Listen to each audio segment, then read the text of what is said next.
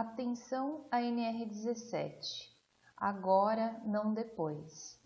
Esse é o tema da palestra que eu montei e eu gostaria de expor um conteúdo bem importante a todos os empregadores, gestores de RH ou segurança do trabalho e a quem mais possa interessar sobre esse assunto de grande importância que é a NR17, mas que normalmente é um assunto que ou tem muito desconhecimento pelas pessoas ou muitas vezes é deixado sim para depois devido a outras prioridades que possam ocorrer aí no dia a dia de uma empresa.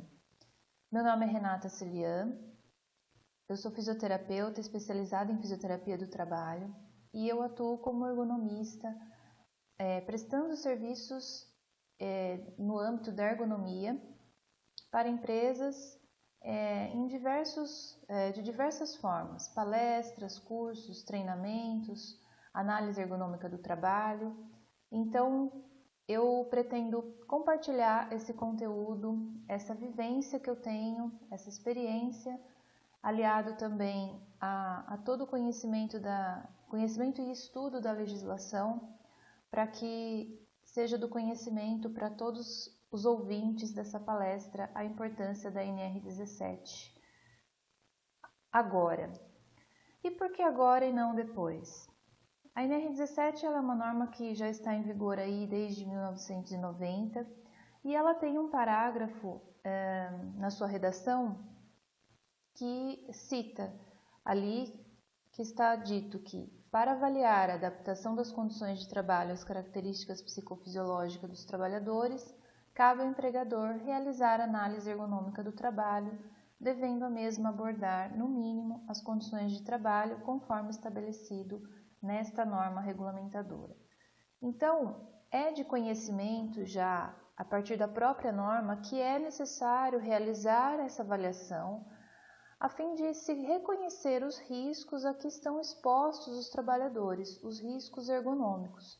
E os riscos ergonômicos, eles existem em maior ou menor grau, muitas vezes pode até ser que eles não existam, mas é necessário fazer essa avaliação de modo que os empregadores tenham a ciência, tenham o conhecimento desses riscos e possam proporcionar em seu ambiente de trabalho um ambiente mais seguro, mais confortável, que preserve a saúde do trabalhador e que também seja um ambiente mais produtivo.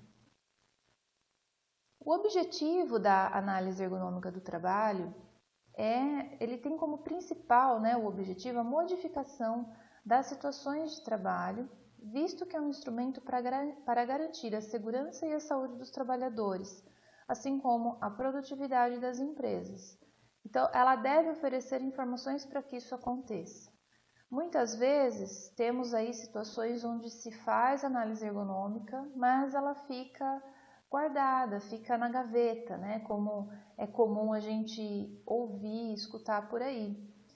Mas, na verdade, essa questão de fazer análise ergonômica e não atuar sobre as situações ali descritas, observadas e reconhecidas, isso é um grande erro, porque, na verdade, a análise ergonômica ela tem um objetivo de ser um documento diagnóstico e ela é muito importante para reconhecer os riscos ergonômicos e mostrar aquilo que deve ser feito ou pelo menos indicar o caminho do que se deve ser feito para a atenuação desses riscos. Então, não é só para existir, para estar na gaveta ou para estar disponível para uma auditoria ou para uma fiscalização ou para qualquer outra coisa. Em primeiro lugar, o objetivo da análise é fazer essa avaliação e trazer o diagnóstico das situações de trabalho para que sejam tomadas ações caso necessário. E no ambiente ocupacional, no ambiente de trabalho, a gente tem alguns riscos, que são os físicos, os químicos, os biológicos e os ergonômicos. Esses três primeiros, eles são reconhecidos pelo PPRA, que é um documento de maior conhecimento pessoas, pelos gestores, né? O PPRA é um documento que, se você não tiver o PPRA, você não tem o PCMSO e você não contrata os funcionários, porque as assessorias de saúde ocupacional elas necessitam desses documentos para poder fazer os exames para contratação, enfim, os exames periódicos, demissionais. Mas e os riscos ergonômicos? Os riscos ergonômicos são detectáveis a partir da análise ergonômica do trabalho. E nem sempre, como eu disse logo no início, essa necessidade ela é reconhecida, ela é de conhecimento das pessoas que lidam, né, nas suas empresas aí, tanto no RH quanto na área de segurança do trabalho ou dos próprios empregadores. Então, existe tanto a falta de informação quanto a priorização, o que torna muitas vezes a análise ergonômica tardia, a realização desse trabalho de uma forma tardia. E existem algumas demandas para a realização de uma análise ergonômica. Existe, por exemplo, uma demanda de saúde, onde pode estar existindo na empresa queixas, casos de queixas e afastamentos frequentes em determinado setor, o que pode já fazer com que você tenha a conclusão de que algum desequilíbrio esteja ocorrendo e pode ser advindo do trabalho. Então, a análise ergonômica ela vai ter um papel importante na identificação desses riscos e até na forma de prevenção desses riscos. Ela também pode ser realizada para melhoria de um processo, onde se verificam, por exemplo, a instalação de um posto de trabalho, de um novo posto de trabalho, onde se prevê a realização de muitos movimentos repetitivos ou de uma situação onde necessite, né, de uma organização do trabalho mais adequada para que esse processo produtivo ele seja adequado, para que a produtividade esteja adequada, né, e que esse processo seja feito de uma maneira bem coerente e produtiva, vamos dizer assim. Também temos a demanda de fiscalização, de notificação, e aí eu acredito que seja a pior situação, porque normalmente as pessoas ficam perdidas, não sabem por onde começar, e quando acontece isso, geralmente tem um prazo, vamos dizer, de aproximadamente 60 dias, e o grande problema é que as empresas demoram 45 dias para fazer o orçamento e depois querem o trabalho em 15 dias.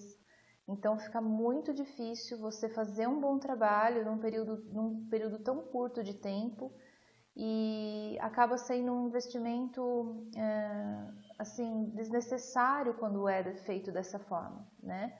A análise ergonômica ela precisa ser realizada com calma, com tempo.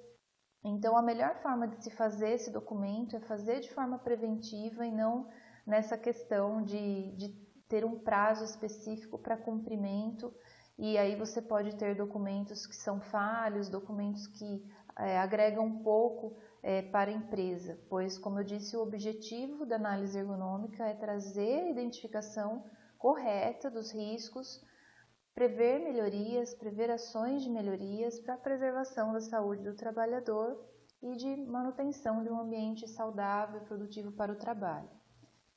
A gente pode ter também uma demanda de exigência do cliente. Então, é muito comum algumas empresas, ao contratarem seus fornecedores, né, exigirem alguns documentos, e dentre eles documentos relativos à saúde e segurança do trabalhador, o PPRA, o PCMSO, a análise ergonômica e outros. Até porque eles usam, né, eles querem ter ciência e querem saber se o seu fornecedor ele tem controle sobre a saúde e segurança do seu trabalhador. E isso é uma prática cada vez mais comum. E também pode haver a necessidade de realização da análise ergonômica, caso a empresa não tenha, para atender processos de certificação diversos, né? A OSAS ou normas diversas ISO ou normas específicas de cada ramo de atividade, enfim, que possam exigir que tenham a necessidade do documento de análise ergonômica, que é também um documento que, vamos dizer assim, mostra que a empresa se preocupa aí com a saúde do trabalhador no quesito ergonomia. E aí a empresa tem que fazer uma análise ergonômica. E agora? Normalmente assim, o que tem que ter, como deve ser, como esse documento vai ajudar a empresa, o que é necessário, o que ele vai trazer de informação, como funciona uma análise ergonômica, né? Que informações que ela traz para a empresa. Então, se a gente pensar e pegar a NR17, ela está dividida em alguns itens. E a gente tem que, como eu disse lá no início, no primeiro parágrafo, atender, né, lá está escrito que a análise ergonômica deve atender aos requisitos mínimos que existem nessa norma. E esses requisitos estão listados aqui. Levantamento, transporte e descarga individual de materiais, então são analisadas as formas como se fazem os manuseios nos postos de trabalho, nas situações de trabalho, se é utilizado o carrinho, mecanismos auxiliares, enfim, e como é a frequência dessa movimentação, como que isso pode interferir na saúde do trabalhador. Analisa-se também mobiliários dos postos de trabalho e os equipamentos dos postos de trabalho. As relações de alturas, de alcances, né, da área visual, os tipos de equipamentos, se eles, tanto mobiliário quanto equipamentos, se eles estão de acordo com a natureza da tarefa, se eles são adequados à natureza da tarefa. Então, é muito importante ter essa análise e, inclusive, como a NR17 ela é uma norma que traz muita subjetividade na sua interpretação e ela é, de certa forma, superficial, é importante analisar bem direitinho quais atividades você realmente está ali analisando a necessidade de tal equipamento ou tal mobiliário, porque isso pode mudar muito. Um exemplo disso são as cadeiras. Na NR17 a gente tem lá uma especificação para cadeiras, alguns itens que especificam as cadeiras, mas nem sempre aquele estilo de cadeira que está escrito lá é o que vai ser utilizado por todas as situações de trabalho possíveis. Então, por exemplo, uma vez eu estava conversando com uma amiga psicóloga e surgiu esse assunto sobre cadeira, sobre assento, e ela falou assim: Renata, nossa, eu tive muita dificuldade de encontrar uma poltrona para eu trabalhar, né? Porque elas são muito grandes e aí eu tinha que ficar muito tempo sentada, eu comecei a ter dor nas costas. Então, esse é um típico caso. Uma psicóloga, ela não vai atuar utilizando uma cadeira de escritório convencional, como é a descrição da cadeira da NR17. Ela precisa de um assento mais confortável, ela tem que ter uma posição, um posicionamento corporal mais relaxado, até porque ela está trabalhando, né, com carga mental, ela está absorvendo muito daquilo que o paciente dela está dizendo, então ela não vai trabalhar num ambiente de escritório e ficar sentada numa cadeira como a que é descrita na NR17. Então é importante analisar os equipamentos de acordo com a natureza da tarefa. Assim como no ambiente alimentício, você não vai poder ter um assento estofado, né? Porque ele vai ser proibido pela vigilância sanitária. Então, todos esses aspectos, eles mudam conforme a atividade que se analisa. Temos também as condições ambientais de trabalho e, dentre elas, aí, a questão do conforto térmico, a questão da velocidade relativa do ar, a velocidade do ar, a umidade relativa do ar, a iluminação, que é um ponto muito importante. Então, o ambiente, vou dar um exemplo aqui de iluminação, por exemplo, se você tem um ambiente de análise de qualidade e a iluminação é ruim, pode ser que os produtos que sejam analisados ali, eles não estejam de acordo com o padrão que o cliente necessita. Isso pode gerar devoluções, isso pode gerar retrabalho, isso pode gerar desperdício, né? Porque talvez o produto não esteja adequado às características impostas lá pelo seu cliente. Então, a iluminação ela faz uma diferença muito grande para algumas atividades. Se existe uma iluminação ruim para um determinado local de trabalho, onde exija cuidado visual, né? Esse esforço visual vai aumentar, então pode aumentar também a tensão muscular da região da cervical, então trazendo dor, desconforto, fadiga.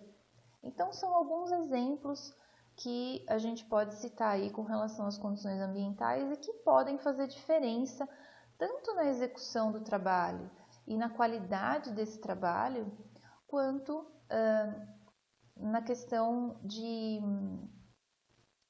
ergonômica, trazendo desconfortos, enfim, pela condição inadequada. Temos também a organização do trabalho, que é muito importante, né? Quem faz o quê, como é o fluxo das atividades, a frequência, o ritmo de trabalho, a exposição, a taxa de ocupação, né, a determinada tarefa ou a determinado risco, o fluxo que vai gerar aí talvez perdas de tempo e aí, em consequência disso, perda, né, de possibilidades de aumentar aí a condição de produção da empresa em alguns aspectos. Então, a organização do trabalho ela é um dos pontos que eu diria até muito mais importantes, muitas vezes, do que a questão de falar de mobiliários e equipamentos, que é o que normalmente vem à cabeça quando a gente fala de ergonomia. Então, a organização do trabalho, muitos problemas de organização do trabalho, se forem resolvidos, podem melhorar até a questão postural, por exemplo, né? E em algumas vezes, os postos de trabalho não têm problemas de mobiliários ou equipamentos ou problemas de postura, mas têm problemas organizacionais, o que gera uma carga de estresse, uma carga mental maior, uma falta de organização que pode gerar aí outros problemas vinculados ao processo, né? E aí, melhorando a organização, melhoram-se também os outros aspectos. Falando um pouco do e-social, o e-social ele capta todos esses riscos, todos esses aspectos que estão na NR17. E não é novidade o que está lá, né? Mas ele esmiuça um pouco mais, então ele divide os riscos ergonômicos em 4 categorias, e aí ele divide em biomecânicos, onde ele vai estudar a questão das posturas, ele vai pedir, né, o estudo das posturas, do esforço, se há esforço físico, a questão do levantamento e transporte manual de cargas, ação de empurrar ou puxar, movimentos repetitivos, a questão do manuseio de ferramentas ou objetos pesados, enfim. Depois temos a divisão do mobiliários e equipamentos, que também é englobado no e-social e também está na NR17, então não é novidade. A questão dos riscos organizacionais, abordando pausas, necessidade de manter ritmos intensos de trabalho ou não, trabalho com necessidade de variação de turnos, a monotonia, ausência de planos de capacitação, habilitação, reciclagem, cobranças de metas de impossível atingimento. Então, assim, até tem alguns itens que são difíceis de você pontuar e identificar, né? Qual empresa que não tem uma meta a ser atingida? E como que eu vou dizer se isso é impossível ou não é, né? Se é possível ou se não é possível para esse trabalhador, enfim. São questões bem complexas e que exigem uma análise mais aprofundada sobre o assunto. E muitas vezes, por exemplo, na questão cumprimento de metas, o trabalhador ele não consegue cumprir as metas porque a organização do trabalho não favorece isso. Às vezes ele tem que, além da atividade principal dele, que é entregar X peças por hora, ele tem que fazer atividades acessórias, e essas atividades acessórias elas não estão muito bem organizadas, elas não estão numa conformidade que permita que ele entregue esse número de peças X por hora. Então, essa análise, ela é uma análise mais aprofundada e também muito importante. Com relação aos riscos psicossociais e cognitivos, que entram também aqui, o e-social aborda situações de estresse, situações de sobrecarga no trabalho, de trabalho mental, exigência de alto nível de concentração ou atenção, meios de comunicação ineficiente e outros. Então, por exemplo, aqui meios de comunicação ineficientes, né? Quando a gente não tem uma internet que funciona, um sistema que cai o tempo todo, quando a gente não consegue se comunicar com as pessoas que a gente precisa, né, de um contato para poder finalizar uma decisão, quando não temos esse tipo de suporte, esse tipo de apoio, torna-se bem difícil o trabalho, gerando mais estresse. E esses pontos, muitas vezes, né, eles não são identificáveis tão facilmente, mas que, se identificados e tomadas as ações necessárias, isso pode melhorar muito a qualidade do trabalho também e o conforto, né, para o trabalhador durante o trabalho. E eu gostaria de focar um pouco nessas questões organizacionais e psicossociais, porque hoje em dia elas têm sido motivos cada vez mais frequentes de queixas e de afastamentos nas empresas, né? E alguns dos principais fatores psicossociais que a gente pode citar, eu coloco aqui, seriam carga de trabalho, atividades exaustivas, horas extras em acúmulo, que podem acontecer porque existe uma falta de pessoal ou porque não existe pessoal qualificado para executar determinadas tarefas. Já aconteceu, por exemplo, de eu fazer uma análise ergonômica numa empresa que as pessoas faziam muitas horas extras porque era um mecânico específico de um tipo de máquina e não existiam pessoas, não tinham pessoas para serem contratadas, né, para aumentar o número de mecânicos naquela situação que tivessem a qualificação profissional necessária para fazer a manutenção daquelas máquinas. Então eles ficavam exaustos mesmo por terem que trabalhar muitas vezes, muitas horas extras aí frequentemente. Ritmo de trabalho muito exigente, falta de recursos e de equipamentos adequados para o exercício profissional, então onde se improvisa, onde deve se improvisar frequentemente situações, né? Porque não tem as situações ideais de trabalho. Trabalhos em turno, e aí a gente fala em variação de turno, quando se tem que fazer turno da manhã, turno da tarde, turno da noite, né? Ou outras formas, outras modalidades de turno que podem trazer aí uma variação, uma alteração no ritmo circadiano da pessoa, então dá alterações no sono. Uma vez que você não dorme tão bem, não descansa, você pode desenvolver outras patologias, né, advindas dessa falta de descanso. Os problemas de relacionamento interpessoal também dentro do trabalho, porque hoje em dia a gente sabe cada vez mais a competitividade entre as pessoas, a necessidade de mostrar serviço, a necessidade de se mostrar capaz, a necessidade de se trabalhar sob pressão e ter essa autonomia, né, e rendimento e produtividade no trabalho está cada vez maior.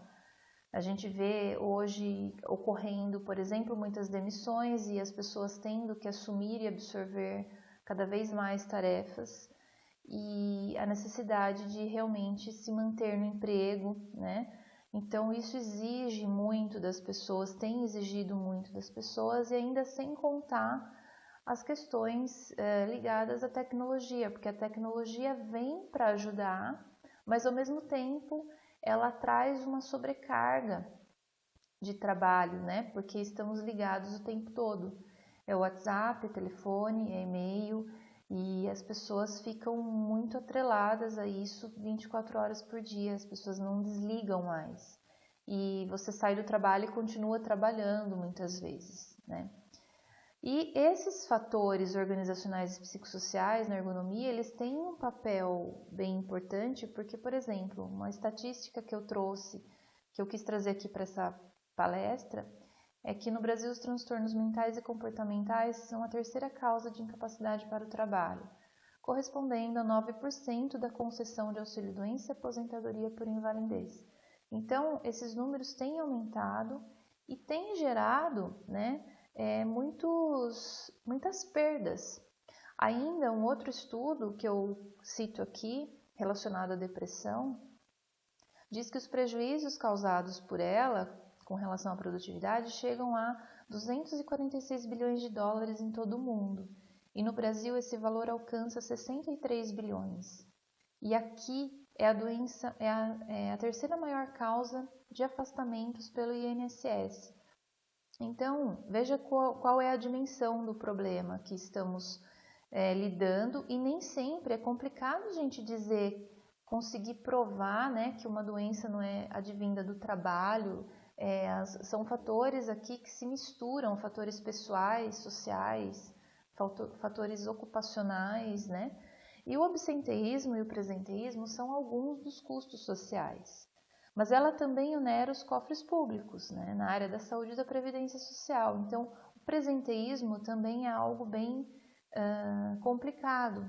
É o caso onde as pessoas estão, né, sofrendo algum mal, aí no caso a depressão, vão trabalhar, mas não produzem. Então, o presenteísmo ele traz essa situação. A pessoa está ali por estar, mas ela não produz. E isso é muito prejudicial, porque isso prejudica a produtividade, né, nas empresas. Um estudo dessa revista que eu trouxe aqui também falou, por exemplo, do Laboratório Fleury. Eles perceberam isso, né, essa questão que estava acontecendo com seus funcionários. Em 2013, eles fizeram uma pesquisa com todos os funcionários lá e constataram que o nível de estresse, a avaliação psíquica desses funcionários, elas eram piores do que profissionais da área de segurança, da área de UTI e da rede pública de ensino, que são conhecidos assim como as três maiores profissões que exigem, que traz aí cargas de estresse e talvez adoecimento. E aí eles tiveram uma ação, eles começaram a promover atendimentos para essas pessoas, e eles conseguiram, depois de 3 anos aí, se eu não me engano, a reduzir cerca de 29 dias, né, do tempo de afastamento dessas pessoas, e por ano eles tiveram uma economia de 97 mil reais. Então, é uma empresa que, lógico, uma empresa de ponta, uma empresa muito conceituada, mas outras empresas também têm percebido isso, e a questão desse canal entre o trabalhador e a empresa é muito importante para poder ajudar, né, na identificação dessas situações quando elas estiverem logo no início. Esse apoio, esse suporte da empresa sempre é muito importante. E normalmente, assim, os trabalhadores, as pessoas trabalham sob pressão, né? Sob pressão. Mas quando você tem ainda um apoio da empresa, né, fica mais confortável de se lidar com determinadas situações. Então, esses fatores psicossociais, organizacionais que eu fiz questão de enfatizar um pouco aqui, eles são a questão do momento, na verdade, porque como esses índices de doenças mentais e comportamentais, esses afastamentos têm aumentado, e isso muitas vezes está relacionado ao trabalho, torna-se difícil, né, fazer essa divisão, e isso pode gerar aí problemas futuros.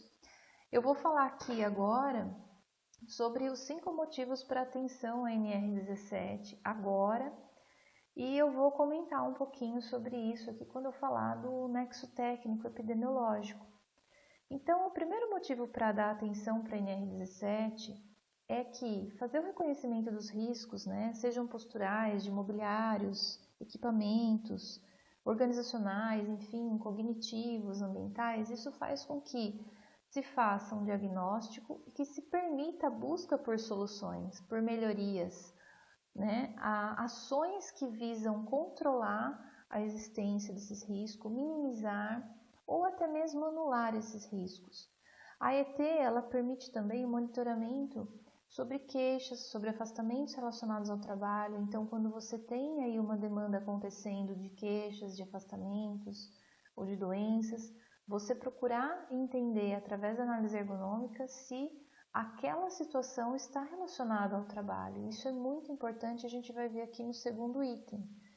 E a redução dos custos com passivos trabalhistas, porque uma vez que você promove um ambiente mais seguro, onde você tem aí a questão dos riscos ergonômicos, estou falando aqui focando nos riscos ergonômicos, mas são os outros riscos também. Mas focando nessa questão dos riscos ergonômicos, você previne o adoecimento, né, por questões musculoesqueléticas e até aí ajudando nessa questão mental e comportamental. Um segundo motivo é a gestão do nexo técnico epidemiológico, que eu comentei. Por quê? O nexo técnico, ele se dá, né, pelo cruzamento de informações entre o CNAE da empresa e o CID, que é o Código Internacional de Doenças. Então, se uma doença está vinculada, se determinada doença que tem o seu CID está vinculada ao CNAE da empresa, daquela empresa, pode-se evidenciar ali o nexo técnico epidemiológico e aí inverte o ônus da prova. A empresa que vai precisar provar para o INSS, né, que não foi ali que o trabalhador adquiriu aquela doença. Então, a análise ergonômica ela ajuda a fazer, pelo seu diagnóstico, pelo reconhecimento dos riscos, também ajuda a fazer essa análise reversa do risco. Né? É muito importante que as empresas conheçam quais os riscos estão vinculados, quais os CIDs estão vinculados aos seus CNAEs, quais são essas doenças, quais são essas questões que devem ser estudadas e verificar através da análise ergonômica se existe realmente chance dessas doenças estarem acontecendo dentro da empresa e procurar trabalhar na prevenção para que isso não aconteça, para minimizar essa situação. Então, se você tem um CID, por exemplo, de síndrome do impacto do ombro relacionado ao CNAE da sua empresa, eu tenho que pensar assim, será que na minha empresa eu tenho situações que geram sobrecarga de ombro e que podem gerar uma síndrome do impacto? Porque se eu tiver um funcionário que tiver síndrome do impacto, pode gerar nexo técnico epidemiológico. Então, é muito importante a AET para esse diagnóstico e para a ação a respeito dessa situação, né? E a implantação de melhorias pode reduzir ou eliminar os riscos e minimizar a chance do nexo causal. Ou, se caso não, no caso de uma situação onde não foi possível, né, desvincular a situação de trabalho relacionada à doença, mas isso dá suporte para a empresa se a empresa se a empresa atua, faz a gestão dos riscos, né, ela pode comprovar através dos seus documentos de gestão e tudo mais, que ela promovia ações de controle para esses riscos. Então, se ela fazia pausas, ou ginástica laboral, ou orientações periódicas, ou se ela tinha equipamentos que promoviam essa situação, trariam mais segurança para o trabalho, né? Então, isso tudo ajuda a empresa nesse sentido também. Um terceiro motivo seria sobre o envio das informações para o E-Social. Né? O E-Social está aí para ser implantado agora em 2018. A gente tem alguns eventos do E-Social relacionados à área de segurança do trabalho, eu citei aqui 2. E o que é importante, que a análise ergonômica ela traga para a empresa a identificação dos riscos ergonômicos por ambiente e também a identificação dos riscos ergonômicos por função. Porque normalmente o que acontece? Você tem um GHE, né, um grupo homogêneo de exposição, e você tem lá alguns riscos vinculados a esse GHE. Mais uma vez eu estou dizendo aqui sobre risco ergonômico, só focando no risco ergonômico, para ficar mais fácil o entendimento. Então vamos supor que você tenha 10 riscos ergonômicos num GHE. Mas você tem 4 funções que atuam dentro desse GHE e nem sempre todas as funções vão estar expostas a esses 10 riscos. Então, é bem importante saber a que riscos cada função está exposta. E a gente consegue perceber isso através da análise dos postos de trabalho desses GHEs.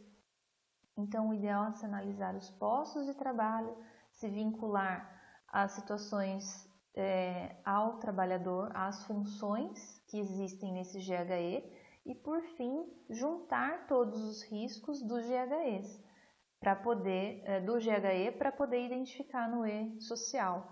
Além disso, o E-Social exige sempre atualizações no preenchimento. Sempre que houver alteração de função, alteração de GHE, né, da ação do colaborador, se ele mudou de GHE, ou até mesmo se um risco que existia, por exemplo, existia o risco de manuseio de cargas, agora não existe mais, eu tenho que atualizar isso no meu e-social.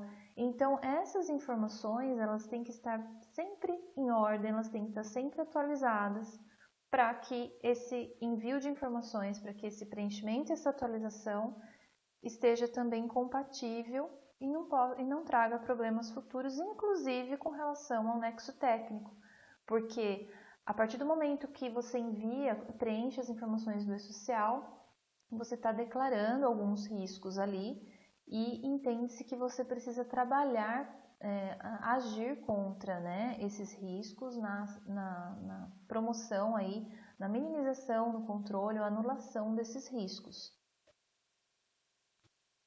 Outro motivo é garantir ambientes seguros, confortáveis e produtivos. Então, sempre que se considera ergonomia de concepção, é a melhor opção para a empresa. Então, sempre que você consegue prever ergonomia no seu processo produtivo, naquele posto de trabalho que vai nascer, naquela linha de produção que vai nascer, naquele imobiliário que você vai comprar, essa é a melhor opção.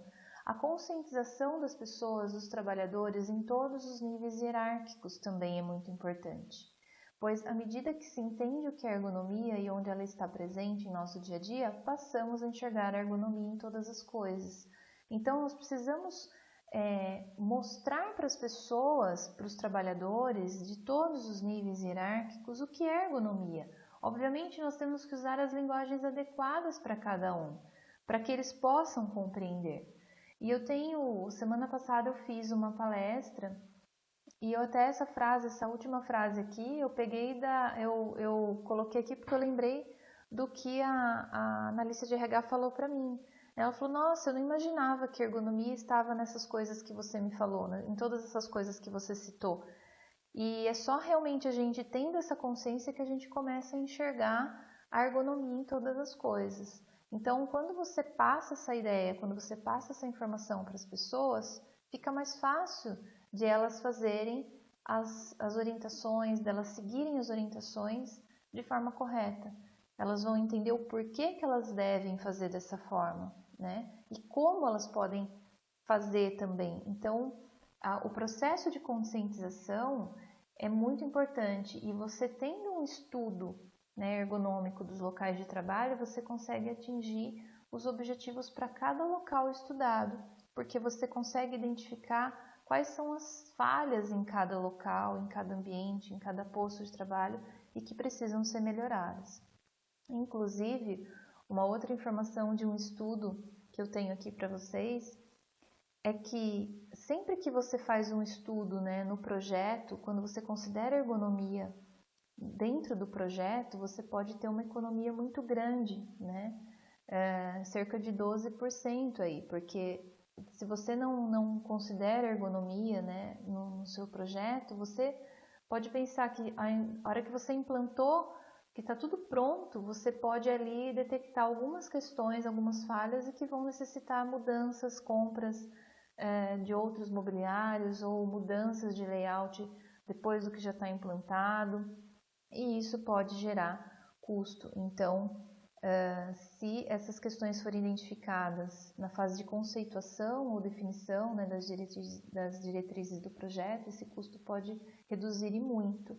Então, o processo, né, de conscientização, a parte de orientação com relação à questão ergonômica é muito importante a todos os funcionários da empresa. Desde quem projeta, desde o profissional de compras também, que normalmente compras, né, ele procura o preço para poder comprar o mais barato, mas nem sempre ele consegue entender quais são as especificações técnicas importantes que determinado equipamento, determinado trabalho vai exigir e que é necessário ele considerar. Então, toda essa orientação, esse trabalho em equipe é sempre muito importante. O outro motivo, o quinto motivo, seria prevenir acidentes. Então, alguns acidentes de trabalho podem estar ligados a causas por situações anti-ergonômicas. E aí pode ser alguns aqui listados. Alguns acidentes podem acontecer por sobrecarga ligada à tarefa ou à jornada, por layout inadequado, acesso inadequado. Então, muitas vezes você tem uma máquina que foi colocada num local e não foi contemplado um acesso específico para fazer manutenção nessa máquina. Então, você vai fazer com que o trabalhador fique numa postura ruim e ele pode se machucar, ele pode cair, ele pode escorregar, né, gerando um acidente. Esforços intensos devido à falta de manutenção de equipamentos, visão comprometida da área da tarefa, quando você tem que fazer alguma coisa, mas você não enxerga o que você está fazendo.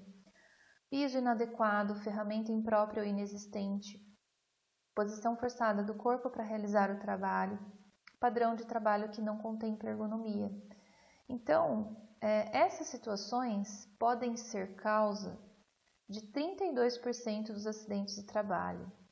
Quem fez esse estudo foi o Dr. Hudson Couto, um médico do trabalho muito renomado aqui no Brasil, e ele estudou isso com os seus alunos de pós-graduação, uma pós-graduação que ele coordena, e nesse estudo eles, se eu não me engano, eles estudaram 1.500 acidentes, estudaram as causas desses 1.500 acidentes e eles puderam constatar que 32% desses acidentes ocorreram por uma situação anti-ergonômica. Então, o que ele diz no final desse estudo é que, mesmo que a empresa tenha um programa de prevenção de acidentes, se ela não se preocupa com as questões ergonômicas, 32% dos acidentes que ocorrerem ainda podem ser por falha, por questão ergonômica, né? Então, vai ter um furo aí. Então, essa informação é muito importante. E ele ainda no estudo dele, ele coloca que os fatores mais presentes nesse estudo com relação aos acidentes foram os 4 últimos dessa lista: o piso inadequado, a ferramenta imprópria ou inexistente, a posição forçada do corpo para realizar o trabalho ou o padrão de trabalho que não contempla ergonomia. Então, esse é um dado bem importante, bem expressivo, que deve ser considerado, né? Então, por isso que uma análise ergonômica, ela não deve ser feita só para colocar na gaveta e para que nada seja feito com ela. E ela também, embora exista níveis de prioridade, né, para as coisas irem sendo realizadas dentro da empresa, ela não pode ser deixada para depois, a tal ponto de, quando já tiver acontecido algum problema, você for fazer neste momento, porque nesse momento você não vai conseguir atuar. A empresa não vai ter chances de atuação, ela vai ter chances de atuação daquele momento para frente, mas sobre algo que já aconteceu, vai ser muito difícil ela ter uma atuação inteligente aí, né, que possa protegê-la. Com relação à periodicidade da análise ergonômica, não existe um prazo específico para a renovação da análise ergonômica, mas após a transformação dos postos de trabalho, é preciso avaliar o impacto dessas modificações. Então, se você tiver modificações expressivas num local de trabalho, num posto de trabalho, isso é objeto de uma nova análise ergonômica. Até porque, se você tiver aumento de riscos ou diminuição dos riscos, eliminação dos riscos ergonômicos, você precisa saber, porque você precisa mudar isso no E-Social. Então, não existe assim, olha, a análise ergonômica tem que ser feita anualmente. Depende, né? Se você tiver essas alterações expressivas, ela precisa ser renovada. Talvez renovada pontualmente, somente naquelas posições de trabalho onde existiram as mudanças. Mas isso tem que ter uma gestão sobre isso. Mudou, não mudou, né? Para periodicamente fazer essa reavaliação, para saber se está tudo dentro, né? Se está tudo ok, porque o E-Social exige essa atualização. Então, é sempre importante obter e ter isso em mente. E de quem é a responsabilidade, né? Um ponto muito importante também é a responsabilidade. Quando você tem riscos ergonômicos que podem, riscos ocupacionais, que podem trazer aí o adoecimento, a lesão, né, a integridade física de um trabalhador, todos aí são responsáveis. Empregadores, profissionais do SESMIT, se houverem, e até os profissionais de assessorias, né, por não fazerem um trabalho adequado, por não pontuar corretamente aquilo que deve ser realizado. Então, assim como o PPRA, A análise ergonômica aponta alguns riscos, né, existentes, ou se não existem, não aponta, e aponta o que deve ser feito para a melhoria desses riscos. Então, uma vez que você tem esses riscos determinados e você sabe o que fazer com eles, torna-se mais seguro para a empresa, né, poder fazer a gestão e o controle desses riscos, para que não exista o adoecimento. Claro que o adoecimento pode ocorrer ainda com o controle dos riscos, né, mas você minimiza essa chance. Você minimiza a chance de ocorrer um nexo técnico epidemiológico, de você ter problemas aí com ações trabalhistas, custos, né, com esses passivos, e até ações regressivas do INSS, porque se você, o INSS, né, ele pode entrar com uma ação regressiva contra a empresa devido à doença ter sido adquirida no local de trabalho. Então, pontuar os riscos, né, é uma questão bem importante, ela é delicada, mas ela é importante. Como profissionais, eu como profissional, e talvez outros profissionais que estejam ouvindo essa palestra, precisam ter em mente que, por conduta ética, né, correta, moral e tudo mais, nós devemos dizer a que riscos as empresas estão expostas, né? E às vezes as pessoas me perguntam, mas e se eu não preencher isso no e-social? Veja bem, você pode não preencher isso no e-social, mas se as doenças ocorrerem, se você tiver nexo técnico, enfim, se você tiver condições que possam acontecer dentro da sua empresa e você disse que não tinha risco, como que você vai explicar isso, né? Como que você vai poder fazer essa gestão dessas informações que são contraditórias? Então, é importante que se compreenda esses riscos, se atue o quanto antes acima desses riscos, né? Porque o papel, o sistema, enfim, aceita tudo, mas ninguém, durante uma inspeção do trabalho, durante a fiscalização, enfim, não somos tolos, né? As pessoas conseguem enxergar quando existe uma situação de desequilíbrio e que pode ocasionar adoecimento. Então é muito inocente pensar que, olha, eu não vou apontar os riscos, então eu vou estar livre de qualquer problema que possa surgir. É inocente pensar assim, porque as pessoas conseguem, as pessoas, os auditores do trabalho, enfim, as pessoas conseguem identificar esses riscos, né, quando eles existem. Então, para se pensar também com relação a essa responsabilidade, é muito importante que todos nós estejamos empenhados em promover, né, essas situações de identificação e de ação contra esses riscos. Eu quero agradecer aqui pela atenção e finalizar minha palestra, minha apresentação. Sempre que possível, né, a gente precisa estar aí pensando em todas as situações cabíveis para organização do trabalho, para prevenção dos riscos, e fica o meu contato. Numa eventual dúvida, num comentário, vocês podem acessar o meu e-mail e eu vou ter prazer em respondê-los. Obrigada.